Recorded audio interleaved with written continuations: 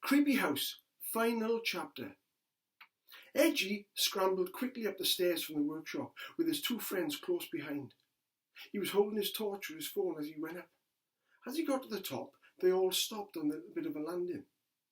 The door was shut, and they clearly remembered opening it to go down to the cellar in the first place. Edgy shone the light on the clasp and clicked it open. The door freely swooped open without a sound. They all stepped into the passageway. There were two doors to their left and right, and at the end was another door that led into there from the foyer. The only difference this time was everything was highly polished. All the doors were freshly painted in white. All the wallpaper wasn't peeling, wasn't stained. It was all fresh and with greens and browns and pretty colours. They stepped to the main door and opened it out, and when they did, the light was overbearing. The three boys piled into the foyer, the living room. It was a bright sunny day. Light streamed in through all the windows.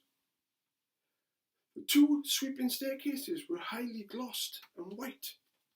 The huge carpet was fresh greens and browns and all different colours. It wasn't threadbare or stained. The little table with the vase on top had some beautiful flowers in there. "What is going on?" they said. "Let's look outside." So they stepped towards the front door and twisted the glossy brass handle. And as they did so, they stepped out onto the porch. They could not believe what they were seeing. The gardens were all manicured and clean and fresh. The front gate was a glossy white with a white picket fence around it. They looked beyond that, and the road wasn't tarmacked. It was cobblestones, and they could see cars driving back and forth, old-fashioned cars with a running board at the side and white wall tyres and big headlights. They looked around. There was a bus. It was open top. There was a tram just behind it. Horse and carts carrying fresh fruit and vegetables. It looked like a scene from years and years ago. "What is happening?" Glenn was trembling.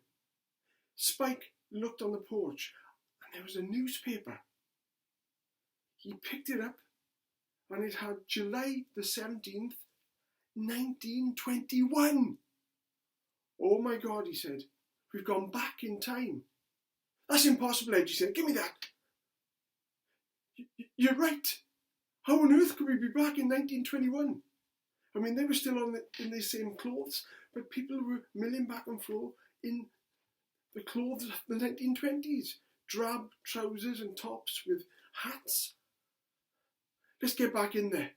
Let's get back in and go back down the cellar. We've got to get back into that mine and come back out in our own time."